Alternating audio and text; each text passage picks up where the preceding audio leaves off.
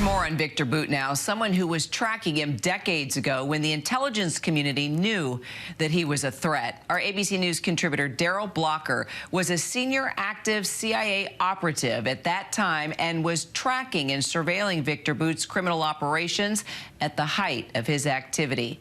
Darrell joins me now with more insight. Good to see you, Darrell. Good to be here. Great picture back in the day. The glory days. Absolutely. So before we get into your CIA assignments, let's just start, if you don't mind, with this dramatic video from Russian state media of Greiner and Bout and that exchange that took place on the tarmac at Abu Dhabi airport. Footage clearly that looks like it's just straight out of an action movie.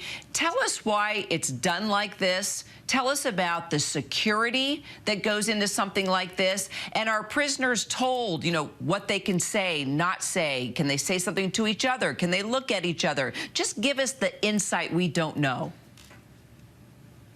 Well, this has been a long established way of Bridge of Spies is one of those movies that's out there where the parties aren't particularly trusting of one another, so they want to make sure that it's not going to be a trick or anything. But typically, they're not told who they're being swapped for. Of course, as soon as the exchange was made, I'm sure Brittany asked who was that guy, and I'm sure that Viktor Bout did the same thing, wondering who is that person and why am I being exchanged for them? What's their value? So what about the security? You know, the guys in suits, is there extra security, you know, eyes on top of buildings? You know, what is a scenario like? Because, you know, of course, in the movies, you see all kinds of things happen. Give us the reality check. Well, I have only personally been once involved in an actual exchange. It was done in the middle of the night. The only airport authorities that were privy to what was going on was the airline and the authorities that were taking this individual away. And of course, my liaison partners in East Africa. So I find it interesting that they chose the United Arab Emirates as a location to do the swap, because if you look at Viktor Bout's history, Sharjah was the core and the baseline of all of his operations, whether he was going into Afghanistan or whether he was going into the former Yugoslavia, and of course, whether he was going into support insurgencies in Liberia, in the Congo, all over the African continent. So now give us some more details. Before Bout was captured in 2008, why was he on your radar specifically? And what can you tell us about his background and what concerned the CIA, and why did you want him behind bars?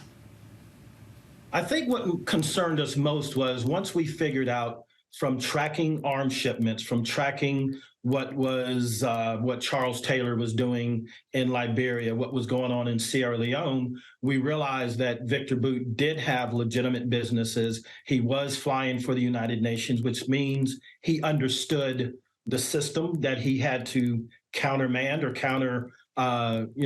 had to figure out how to go about doing it.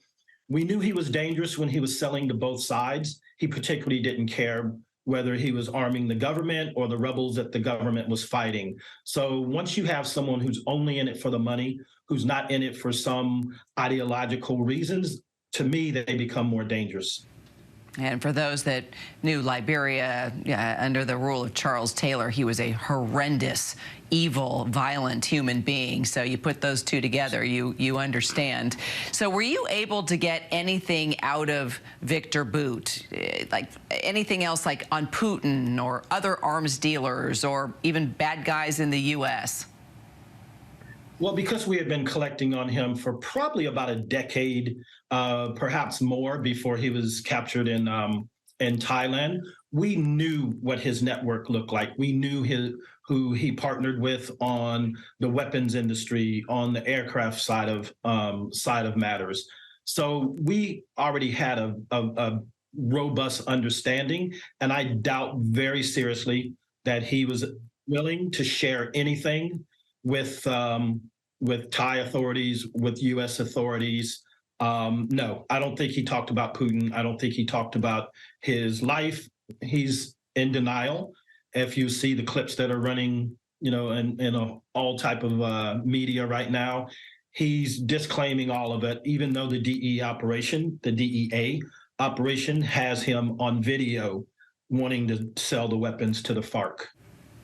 One more question, if you don't mind. The Biden administration is facing extreme backlash, as you know, for swapping Brittany Griner, a basketball player, for a convicted arms dealer that's been dubbed the Merchant of Death. Do you think Bout is as much of a threat as he was, back in the 90s and 2000s?